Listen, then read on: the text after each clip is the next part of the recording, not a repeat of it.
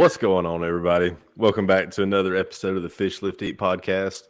Thank you for tuning in with us to get your week started off on the right foot.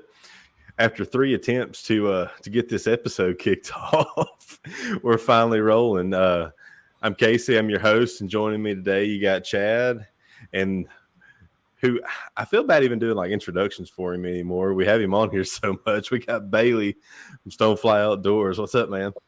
Listen, it happens, brother. It happens. Like we have new viewers. I'm running out of cool things to say about you during an intro. I was on the episode of Finding Bigfoot, so that's cool. We'll go with that. There you go. Finding Bigfoot. Leslie Stone is in studio. Oh my gosh. Well, yeah, I wish I could give our listeners like a heads up or, maybe some cue cards for what's in store for this episode. But if you've listened to any of our episodes in the past with Bailey, there's no telling where this one's going to go, but that's what makes them so great. I'll give them the cue. So let me give a preface. So my girlfriend is going through a degree for medical coding, which entails doing a little autopsy stuff. So I just spent an hour on Instagram dissecting a fetal pig. So that's where our mindset is that we've been drinking a little, dissecting a pig a little. We're gonna go with me and Chad hijack the live right there at the end. So nice some sweet waterboy references. Yep, it's gonna be a good time. We're gonna be talking about some guiding, some good stuff, a little bit of bullshit. So it'll be a good time. Oh man. So with the time of year, I guess guiding's about to take off for you, ain't it? Yeah. So this is being recorded February 18th. I'm heading down to Texas tomorrow for an expo the weekend of the 24th. After that, we get back. It's gonna be around beginning of March, and guide season kicks off mid-March. So it'll be balls to the wall pretty much mid-March until the start of November. I mean, we're talking 25, 30 clients a month. So wow. That's a lot of time on the water. I'm all right with it. I'm okay with all of it. I like seeing clients catching those fish. It lets me learn the water while they're learning the water, and everything just works out, man. It's going to be a good time. So on that note, one thing I've always kind of wondered, we've had the opportunity to have a lot of guests on that are guides at some capacity, but what's if you had to give like your sales pitch kind of thing, what's the value in somebody going out and, spending that money and, scheduling that time to actually go out with a guide as opposed to, going out to the river or wherever and trying to kind of figure it out on their own? So my thing is that everyone's learning at all times. My big thing as far as hiring a guide is, let's say you're from Georgia, where you're at, Casey. You can come up to North Carolina. You can go to Blue Ridge. You can throw a spinner. You can do whatever you want on the north side of Georgia. But when you hire a guide in a new area, that guide knows that water like the back of their hand. And it works out great, in my opinion, because if we're in North Carolina, let's use the winter, for example.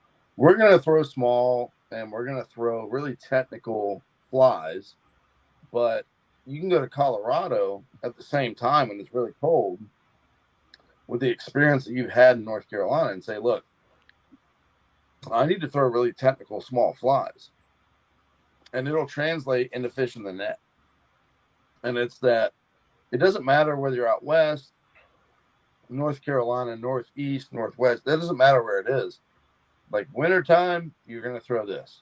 Summertime, unless you're on a specific river for a hatch, you're going to throw a lot of the same things. So if you go to North Carolina in the wintertime saying, look, I want to throw this, but I have a trip to the Snake River in May, what would I do on that river that's 1,300 miles away from me? I'm like, cool. I would set you up with this, set you up with this. Just give it a shot if you're going to fish it solo. But if you have a guide, let the guide tell you what you're going to do. But if you want to fish it solo, start with these 5 flies. Try that. If it doesn't work, you know, change out the smaller or more technical or this or that, the other. So it's guiding. Hiring a guide gives you the confidence on the water that I think a lot of people lack. And it's not a bad thing to say. Yeah. Is I'm a confident fly fisherman. I can catch fish, but I can't catch fish year round. So I'm going to hire a guide. I'm going to show you how to catch fish year round. And that's where we come into play, is that year round expertise. Yeah. So Because one misconception I feel like people may look at when hiring somebody to go on a guide, whether it be bass fishing on the lake, fly fishing on the river for trout or whatever it may be, it's easy to look at, you're kind of paying for your experience in that day, whether it be catching fish or maybe it's access to some private waters that maybe aren't publicly accessible. But what you're really paying for, I think, is you know the 364 other days of the year outside of your day there, the time that guide is spending to whether it be scouting or tackle prep or whatever it may be, to make sure that you're that one day is as beneficial to you as it can be. um it's easy for me to say that because I've had family that have done different types of guiding that I've had to work with and all that. I see the work that goes into it kind of in the background and stuff. But it's easy for some people to kind of look at, say they go out and you don't catch them as good that day, and it's something maybe completely out of your control. It's so easy for somebody to throw off on the guide in that situation, but really it's, they don't realize how much work went into and how much effort went into, making that day a success. And that's just one thing I've kind of, I have a lot of respect for guides, and I'm glad that there's people that are doing it and people that are seeking that experience and that knowledge to kind of, I mean, yeah, could you learn it on your own? Sure, but who knows how long it would take. It can just kind of help level that learning curve a little bit and get you caught up to where yeah, you can go out, even if it's just going down to the river with your family on the weekend, or say you're on a trip across the country and you have an opportunity to go out there and jump on a fishery. At least you have some amount of knowledge and experience to where it's going to give you better opportunity to be successful wherever you go. no, 100%. And that's like, I can come out to where Chad and Justin are, and as a guide, you know, I don't, I want to say it the right way to not sound jaded, or I want to have the most humility that I can.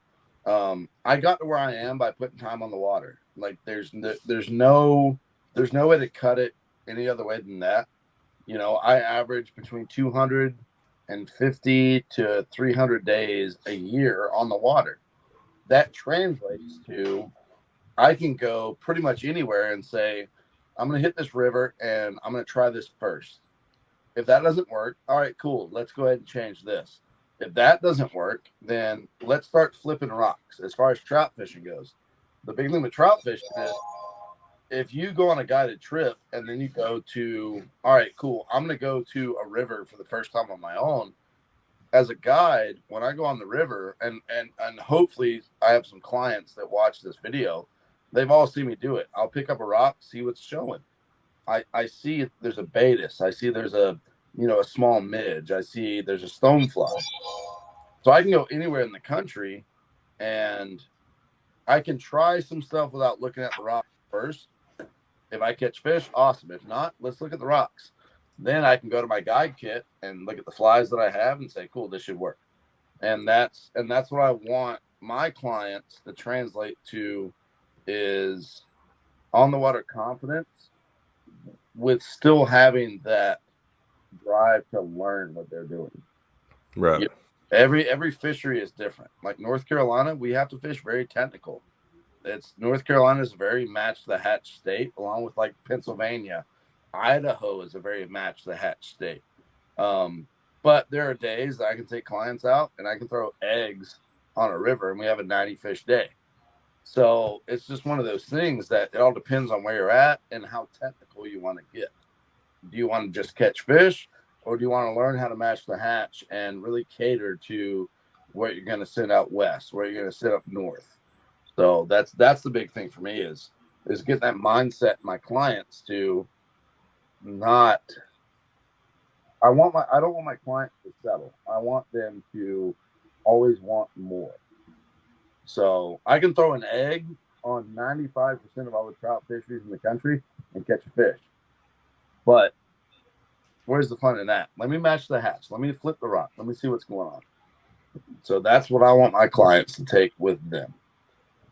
Yeah, it's instilling that educational piece. So it's not Right. just going out and catching fish. It's to where that they can leave their time with you and be a better equipped angler than they were when they got there. I know we've talked about that and in previous episodes, and it's very obvious that your heart for education and enabling people to go out and have those experiences. But I feel like that's you know you do that, and that's it.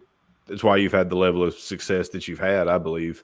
But I'd say that's probably not a standard across guiding, is it?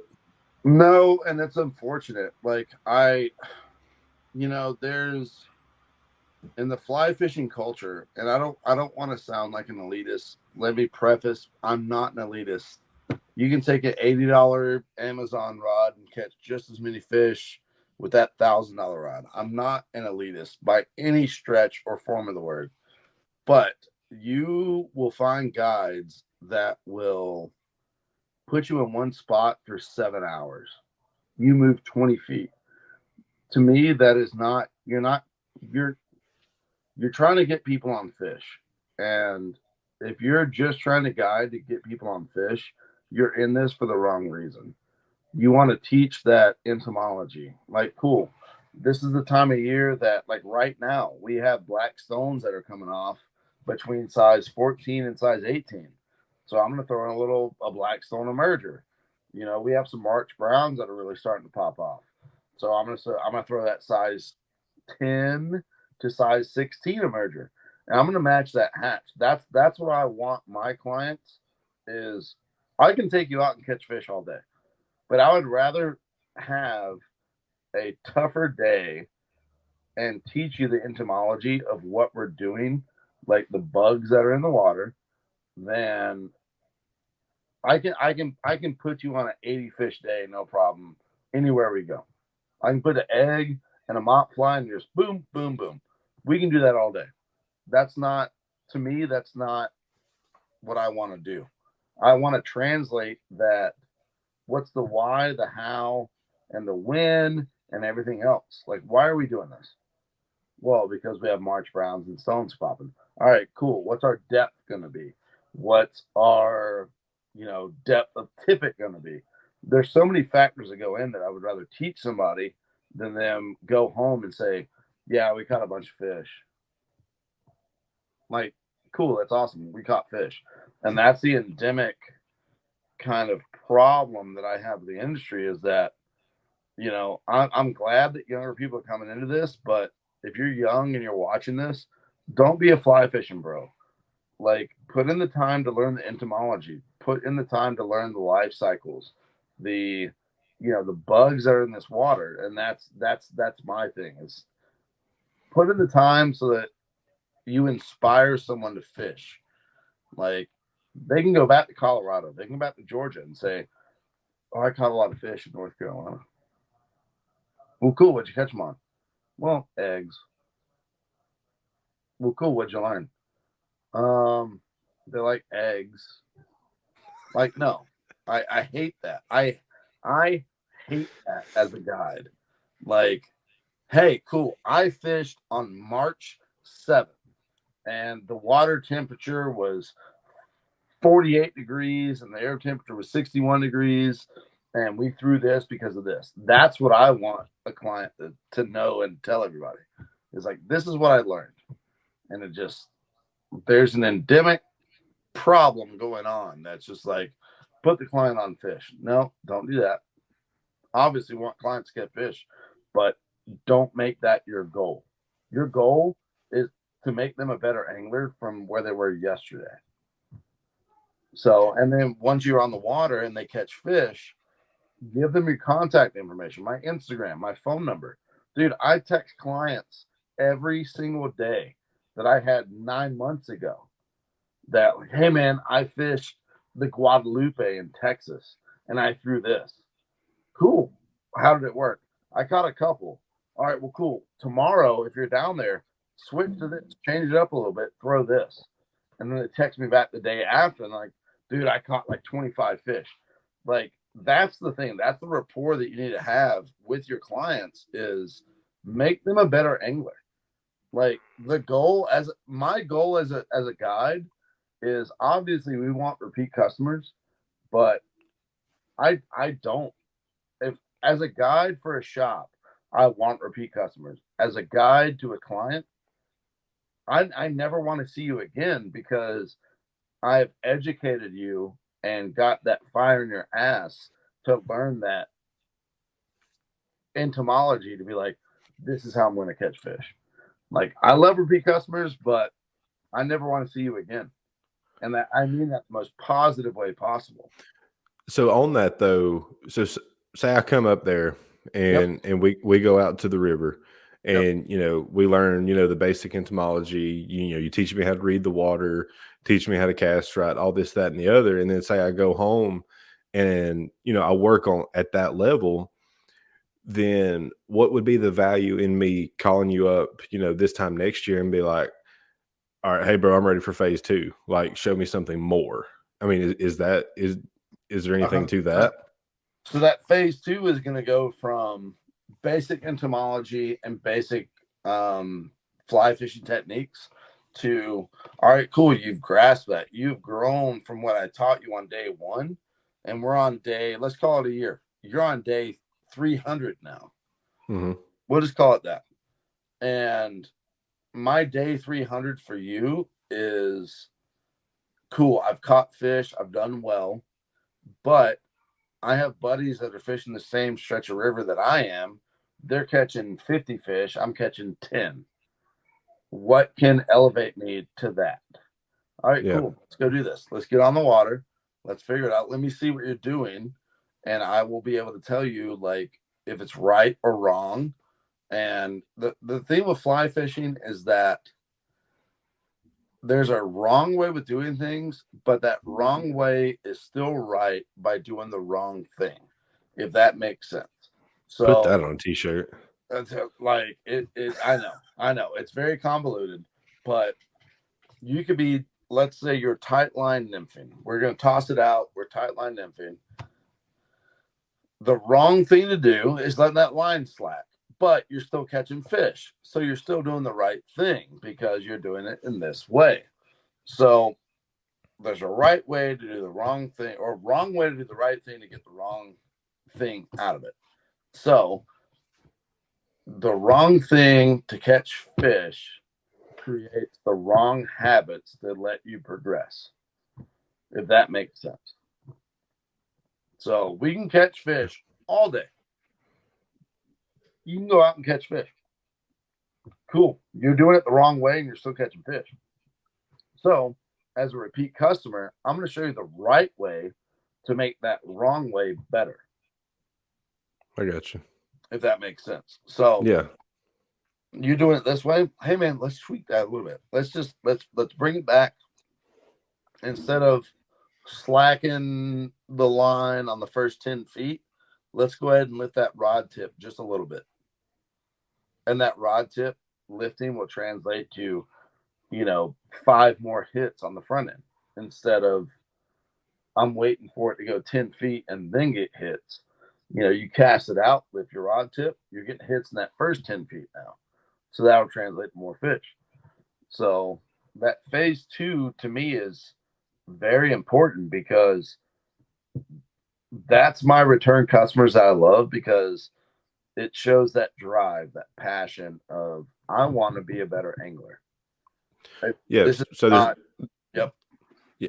So there's definitely a way though to where you do want to see some repeat customers to where in the right mindset with the right ambitions to where it's extremely valuable to be a repeat customer. Right. Because I mean, who's to say? I mean, somebody that has the drive to go learn these things and perform at a high level, will they figure out how to do these certain things like you're talking about? Sure, probably. A lot of it probably by trial and error. Yep. But them recognizing that and being able to use you as a tool, Yep. you know, Text me. just like how it can, yeah. And Right. you making yourself readily available, that's huge. Yeah. And I mean, I'm sure you're not sending them like a Venmo request every time they text you. I never will. Unless Once, you are, then sorry for once, spilling the beans. But right? No, I never will.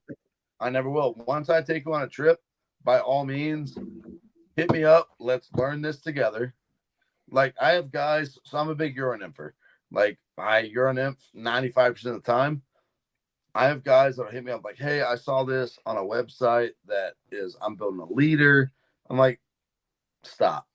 Run this, do this. When you were on my trip, this is the setup that I put on the rod and reel that you caught 35 fish on. Run this. Okay. All right. I'm just new to it. No, that's fine. Be new to it. By all means, be new to it. But be able to recognize that you caught 35 fish on this. So let's do that. Done. If it doesn't work for you, tweak it. Go a lighter mono, a lighter this, a lighter this. Whatever your home waters are, tweak it. That's fine. You're not going to hurt my feelings by saying, hey, man, I really enjoyed what you did and set up my rod how you did it. But I found that dropping from 8-pound mono to 6-pound mono and doing this worked better for my waters. Dude, that's awesome. Show me all the pictures. Like, show me every fish you catch, all the big ones. Show me the flies that you caught them on. I want to see all of it. And that's the thing that I think, and I'm not putting myself on a pedestal saying that separates those elite guides. I don't want to sound like that, but I think that's what separates the guides that want their customers to do well and the customers they want to catch fish is, dude, hit me up. well, I think a big part in a conversation like that though is them having the confidence because of what they did with you on the first trip, Yep. to have the confidence to go through that progression, to make 100%. to make that change, to drop down like, oh, I'm going to try, dropping down to 6-pound mono just because I think that the fly might Right. settle this way in the water as compared to how it was with 8 or whatever. That Yep. they have the confidence to make those adjustments and tweak it, but to know what those progressions are. Like they know, like, this is something that I can change, and things like that, to where maybe beforehand they wouldn't have even known. They No. might, the easiest thing is always to assume whatever bait you're throwing is just the wrong bait. Right. That's very similar in bass fish too. Like there's certain, I can throw the exact same technique with the exact same lure and throw it on, 2 different, test line and get completely different results. And that's the kind of the things that'll separate yourself. And, depending on water clarity, on current, on, where the fish are staging in the water column, et cetera. But, if you don't know, how much your line can really impact the action of your bait, you don't know that it's as simple as changing the line. You're trying to throw all these new lures, and it's easy to get caught in like the tackle race of, I got to go buy more tackle, I got to go buy these, I got to go buy that. No, you just need some new leader or whatever. Well, and that's where I love, like, that's our bridge between you and me, is that I was a tournament bass fisherman before I was ever a fly fisherman. And there are times We're gonna get you back, don't worry. Oh, I know. We'll get there. We're gonna get you back. We'll get that DC screaming boy. We're gonna wash your sins away and get you back. So, and my thing with that is, for people that are bass fishermen, spin, bait cast, or whatever it is, that want to make that transition over to fly fishing, it is literally the same thing. So, like I said before we started this recording, is that pre-spawn's coming up. Like, we're getting our spring spawn right now. We can throw some really janky shit and catch some really nice fish. But at the same time, we still need to know what we're throwing. I'm not going to throw an unweighted fluke in 12 feet of water. Like that's, yeah, you might get a little 2-pounder to come up and pop it. If you want to catch that 8-pounder, throw a Carolina rig, throw a Tokyo rig on a fluke. And that's the difference in, if someone came to you and said, Casey, I want to pay you to take me out fishing. I want it to be this time of year because I'm lacking in the pre-spawn in the spring. All right, cool. Let's do this. I'm going to throw a rattle trap over this rock pile at 14 feet. And that's the thing, is that's where people pay for that knowledge of, I have that water time.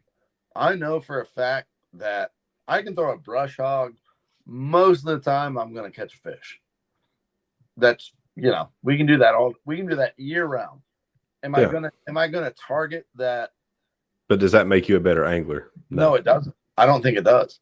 I 100% agree. It don't. Anybody can throw a brush hog from the bank, from a boat. It don't matter. Right. You cover enough water dragging one around. Yeah, you're going to catch fish. You're going to catch fish. But if I see it on my finder that there's a rock pile at 8 feet, am I going to throw a brush hog on a Carolina rig? No, I'm not. I'm going to throw that 8-foot diver, depending on the time of the year. I'm going to get down there to it, and I'm going to crank it out. I might throw a jig, and that's the thing. That's where it pays to get a guide out to say, dude, hey man, why are you throwing that? Don't do that. Yeah. It's like, why are you throwing this on, 50-pound braid? Right. And that's, oh God, don't get me started on tournament. Do not get me started on 50-pound braid on bait casters. Like, oh my God. And this whole culture of like ridiculous hook sets. Don't get me started, Casey. Like, it has its time and place. I'll just say that. How much work does it take to catch a 1-pound fish on 50-pound braid on a hook set that's going to send it to the moon? So if you want to get real, in my opinion, if you want to get real technical on where like the braid play comes into, is now I run 10-pound braid on all my spin rods. And like I run braid leader. That's just, but I'm talking, if I've got like a broomstick, usually if I'm going to throw heavy braid, it's if I'm in an area and I'm throwing, like say I'm flipping a bunch of brush or flipping a bunch of structure. It's not so much the strength of the braid that I'm needing when I throw that heavier braid. Is that abrasion resistance, because say that rock, rebar, whatever kind of structures in there that I know that fish is going to be buried in. Yep. I've got to be able to pull that fish, whether now it may be a 1-pounder, but if I'm fishing trying to catch a 10-pounder too, I've got to have enough strength to pull that fish away from that structure, knowing that line is going to get caught on all kind of snags, on dock pilings, on whatever may be down there. You don't have to look hard to find a bunch of just random sharp crap in these lakes. No, I think that's where this, because of being able to hook into that big fish and be able to move that big fish away from the structure to be able to have more landing, your landing ratio be better. That's why I say it has a time and a place. Now, I'm not gonna lie. Can you make that work with 10-pound over 50-pound? That's the that's the tournament question. Why would you? So my tournament, because here's what I'm getting at is your line diameter is not that much difference between a 10-pound braid and a 50-pound braid. Now, are you running straight braid to the jig, or are you running fluoro on top of that? When I'm throwing heavy braid, yep, I'm typically throwing straight braid. Yep. Now, just for reference, yep. Yeah, if I'm in a position to where I'm like I can justify anything over 30-pound braid, it's because I'm hooking it straight to that. I don't want any stretch. Like I'm just wanting set the hook, fish is there, and I'm wanting to muscle that fish away from whatever environment I just caught it in. Right. Now, I throw on my spin rods and stuff. I'll have, a spool of 10-pound braid and then anywhere from an 8 to 12-foot leader off of that with fluoro, depending on the weight. But as for like this heavy braid, where I'm like, if you're in a position that you need that heavier line, there's not much reason to keep you from throwing the heavier part of it, if that makes sense. You know that Like, we're doing a barnstorm on this. We're starting to fire on this conversation, right? I'm here for it, man. I'm here for it. But I mean, that's like I said, with anything else, hey, I'm not on the Elite Series or anything. All I can speak on it is my personal the reason I would use 50-pound braid, and I do. I mean, I've thrown it on some, if I'm throwing frogs or any kind of top water stuff. Because here's another thing, the buoyancy of it, braid floats. No, 100%. Like and the more weight, the more buoyant it is. Yeah. Like so at the end of the day, that's how it works. Mm-hmm. So, a lot of top water stuff you're going to see braid on, but then also braid doesn't stretch. Nope. So if you're throwing something with like a heavier wire hook, like a big jig, a big top water, a buzz bait, anything like that, when you reel into it and set that hook, there's no stretch in that line. You're feeling that fish into the line. There's no translation. That's it. Yeah. And I mean, it's just you are way more connected to to your lure than you are with a mono. Now that's the other side of it too. A lot of my top water stuff is when I throw mono. Everything in between, like 80% of what I throw is going to be fluorocarbon, but there are a lot of top water techniques that I will throw mono on basically anything with treble hooks. Yeah. Because I want that stretch. I'm throwing it on a lighter action rod, etc. Because I'm trying to keep them pegged with those treble hooks, as opposed to that one big 5/0 hook through the jaw. And that's where I want that stretch. So this is my favorite caveat between spin fishing and fly fishing is spin fishing guys, bait casting, whatever you want to call it, bass fishing to trout, is bass fishing guys will be like, oh, it's too damn complicated for me. But we literally just had a 20-minute conversation on 50-pound braid. Yeah. And I'm just like, dude, we all do the same thing. Like I can justify why I throw this pound fluorocarbon. You're like, well, yeah, I do that too at 22 feet. I'm like, awesome. Let's translate that. Let's cross bridges. Like, let's do this. Well, my big thing with it too is like find what you have confidence in. Yep. Like, if you're catching that 1 pound bass on, what does it really matter if you're catching it on 15-pound braid or 50-pound braid? It doesn't. Catch the fish. If you have confidence in it, catch a fish and have fun. Yeah. Like I could care, like if you tell me like, oh, hey, that, that jig that you threw in there with the heavy line on it, I caught it on, 17-pound fluorocarbon. Sweet. That's awesome. Yeah. Like it doesn't bother me because, when I go into it, whenever my rods are on the deck for a tournament per se, like that is what I have the utmost confidence in. That basically when I go out to a tournament, I want the limiting factor in my performance to be me. That's it. My decision making, my ability to cast and present that lure. That's why I have nice rod and reels. I don't want them to fail. I have my handful of knots that I have confidence in. I have the lines that I have confidence in. That this time of year, going into spring, it's that time of year you're starting to see we're all throwing red crankbaits and stuff, especially on these highland reservoirs that I fish in. Like I might have three of the same. Like I might have 3 DT6s on my deck. One might be on 10-pound fluoro, one might be on 12-pound fluoro, one might be on 8-pound fluoro. You know why? Right.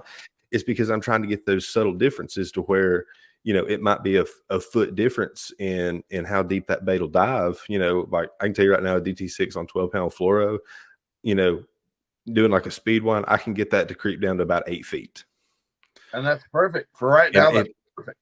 Yeah, but say I get in a situation where like I see some fish staging up where they're that 9 to 10 feet, and I'm wanting to put, I'm going to grab that rod that's got the 10-pound fluoro on it because I know I can get that 8 to 12 inches further deeper, and that might be the difference. But it's that time on the water and knowing what kind of line type I need on that. I'm not in my opinion, line type, or let me say the test of your line that I use it for has absolutely nothing to do with the ability to catch a certain weight fish. No. all I utilize line for, why I use line test that I do, is for its reaction on the bait, its ability to get a bait to a certain depth, and to basically, in clearer water, having to use lighter tests for visibility purposes. Right. Like, it's to be Oh, able to make my bait be as realistic as it can. I can go catch a 10-pound bass on 4-pound test. oh I yeah. promise you.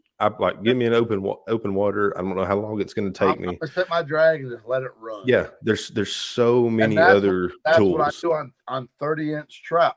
I do the same shit. Hey, I Yeah. can catch it, let it run.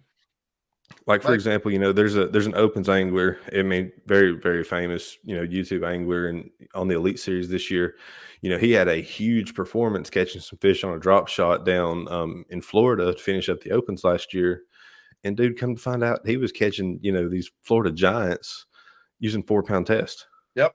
And like, it was just blowing everybody's mind. But like, that was that subtle difference that was allowing him to have these hookups on a very, high pressured body of water. Yep.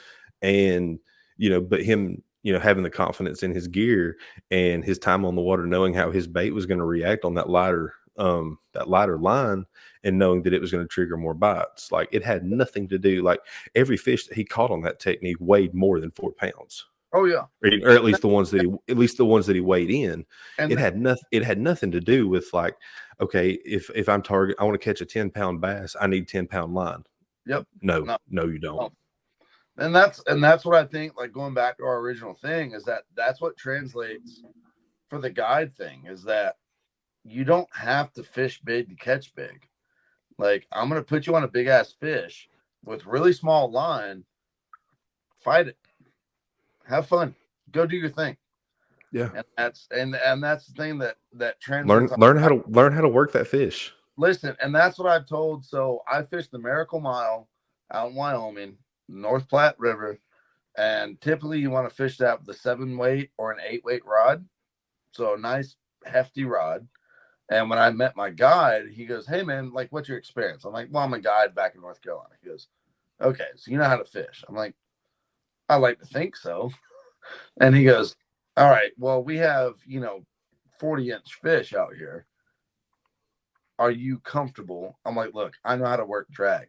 And that's the big thing, is that between bass fishing, trout fishing, whatever fishing you do, know how to work drag. Mm-hmm. If you come to me as a client and, "Hey man, what's your experience?" "Well, I fish out west. I do this, I do that." "All right, well, how are you with big fish?" "I set my drag to loose." "Cool, do your thing." I am so much happier that you go straight to drag instead of saying, "Well, I do my rod tip to this or that." No, go to drag first. Like,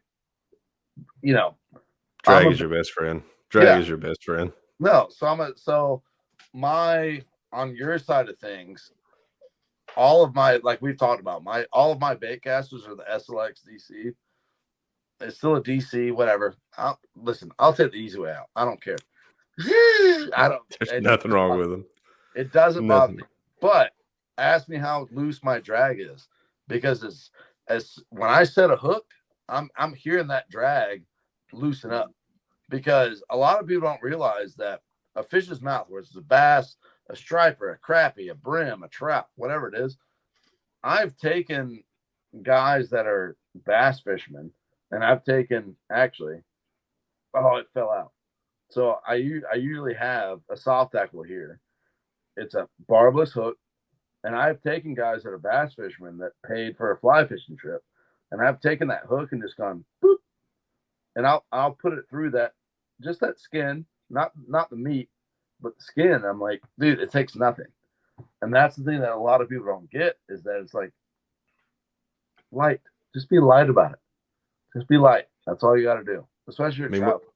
Well, that and too, in most situations, if you're throwing like a bait mimicking lure, yep. Whether it be a shad or whatever that may translate to on the river, right? A lot of times when the fish, before you even have a chance to react with your rod or your reel, a lot of times that hook's already where it's going to be.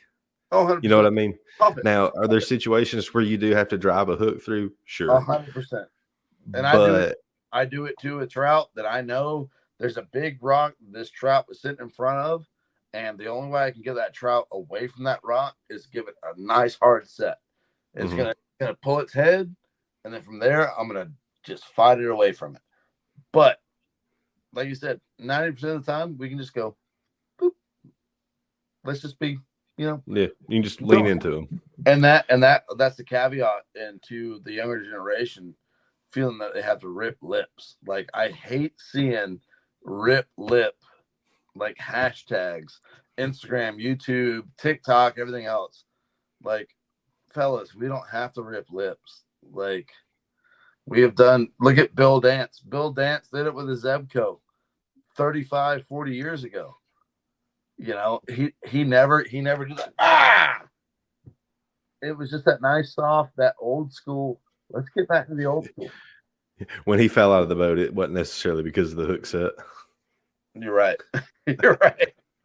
And that's the thing. I don't know. I just, as a culture of fishing, whether it's spin, bait caster, or fly fishing, let's get back to the roots, man. Like, we don't have to be obnoxious. We don't have to follow what's trending. Like I said, ripping lips is one of my most hated tags. You don't have to rip lips. Like, you don't have to, fellas. So we're not going to see ripping lips on a Stonefly shirt anytime soon. I can make it happen. For the right price. Actually, you know what? I'll make it. I'll get my my business partner. She's really good about designing shirts. I'll get her to design a rip and lip shirts, and I'll put it up for sale. Yeah, I'll do it. I don't give a shit. He doesn't give a shit. So, but like we talked about before the podcast started, is we talked about kind of the negatives on guided, what to look out for in a guide, like if there's a negative. So trout fishing, and this is my little 2 cents before we end, because we're about 14 minutes away.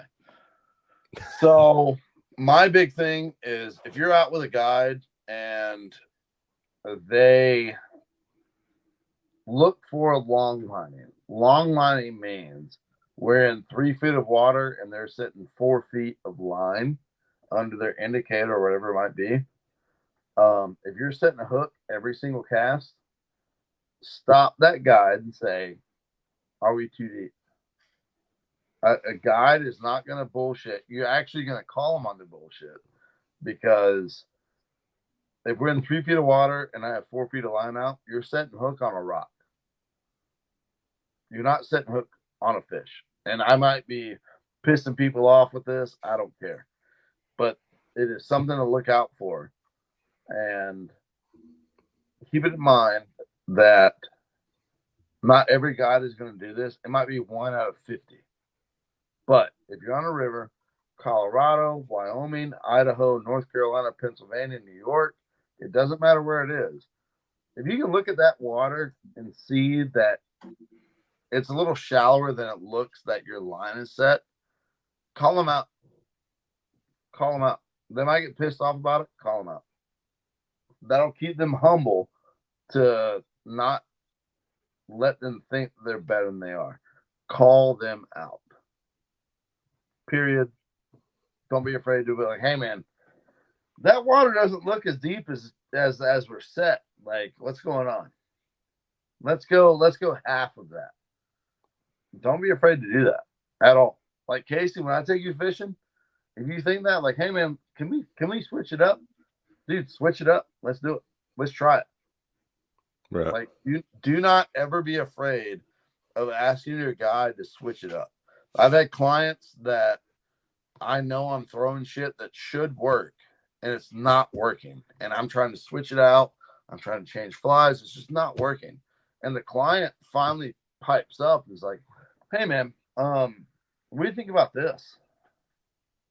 All right, well, screw it. Let's try it. What's the worst that'll happen? We're not catching fish. What's the worst that'll happen? We won't catch fish. We switch over, and don't think a guide is going to be pissed off that a client outsmarts them. No, like, we'll take everything. If it's a slow day, We will take every bit of suggestion. Now, if you come up and say, "Hey, let's throw a scrummy worm or something," hey, yeah. We're not throwing trash now, but don't be afraid to speak up to your guides. And I think that's a big thing that a lot of clients don't understand. Now, I've had clients that are like, "Hey, man, well, I don't think they're hitting what you're putting on," and they're fishing it the wrong way. The worst thing you can do as a client is hand your rod to a guide, because you hand that rod to me, I'm catching a fish.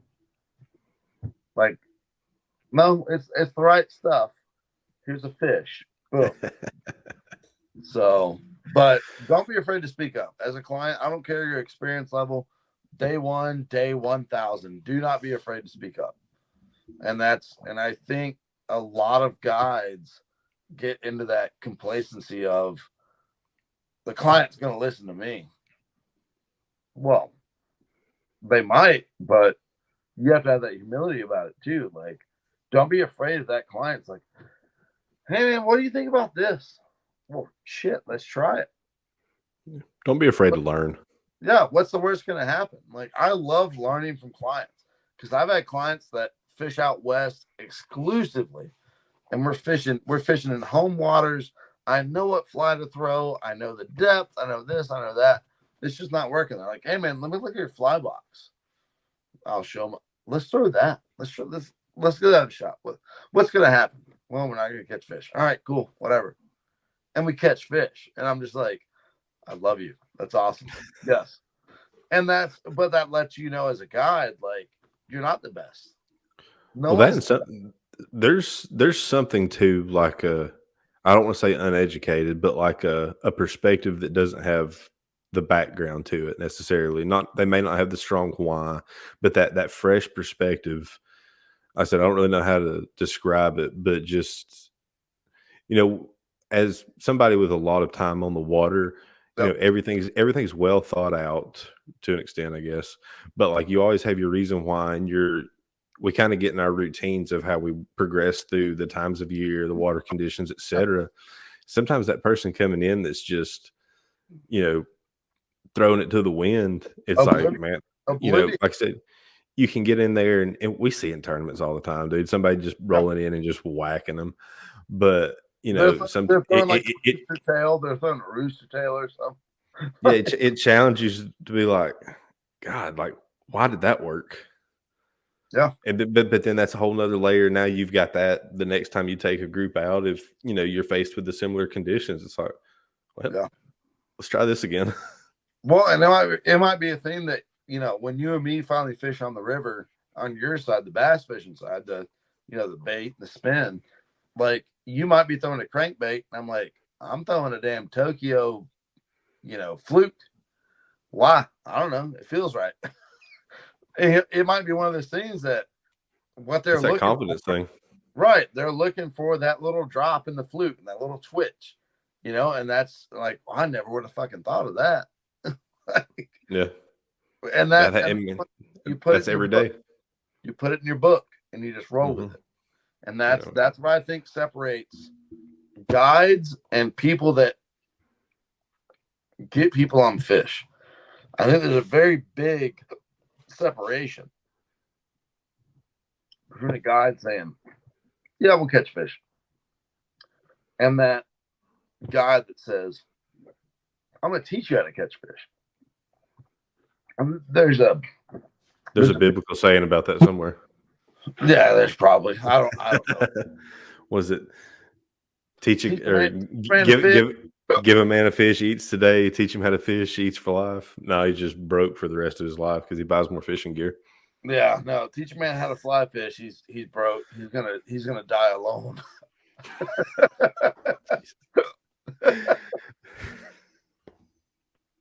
But well, Bailey, it has been a blast. And we got? while we're on the guiding thing, where if people listening want to hook up with you and go out on a guided trip, how can they make that happen? Stonefly Outdoors, Instagram, TikTok, Facebook, whatever it might be. Just hit me up. There we go. Chad's in the background doing his thing. Killing it like always. Y'all hit me up. Like, I love getting people on fish. I want to give you the why, the how, the when, the where. And that's where I will be a little cocky confident, is that I'll show you how to get fish no matter where you're at. And that's my big thing is, Casey, you don't have a lot of fly fishing experience, but we can go to this one river right up the road and we're going to put you on, an 8-pound fish. It's like, done. Let's do it. And that's my thing is that, like I said, just let's have a good time. Let's learn and let's catch fish. Like, catching fish is the ass end of everything. That's just the byproduct. It is. Like, I'm going to teach you and we're going to but listen, don't let me lie. If we're matching the hatch and shit's not working, I'm going to put you on an egg. I'm going to put you on an egg. I'm going to put you on everything I've talked shit about for the past hour. I'm going to put you on it so we can catch fish. Whatever. Hey, sometimes you got to get dirty with it. You got to do it. So, Casey, it's been good with you, brother. Chad, man, I enjoy anytime jump on here, Chad. There he is. What you think about it, Chad? I always love when we have our conversations. Bailey just nails it all the time, and there's always plenty to learn and plenty to talk about. So I enjoy it every time. It's really good to have you on again, Bailey. Oh, thanks, Chad. I love you. I love you too. So actually, I'll give a little caveat. I don't know, when are we releasing this? What time this week? Tuesday? Monday. Tomorrow. Holy shit. All right. So those that are watching, I will be at the Fly Fishing and Brew Fest in Mesquite, Texas this coming weekend. So the weekend of the 24th, that's where I'll be. If you have any questions, come by. I'll be at the Fetch a Fly and Stonefly booth. By all means, come out, ask me questions. I'll be there. Yeah, if y'all are in the area, make sure you hit Bailey up. And then whenever you do, snag a picture with him and tag us with it at Fish Lift Eat Official on Instagram. I won't treat you like a dissected pig, I promise. We already got to see firsthand how he treats those. Yo, listen, though. I think I did pretty well. Like, I did pretty good cutting it up, though. Like, you want a leg? I got you. Oh, man. All right. Well, Chad, Kate, I love both of y'all.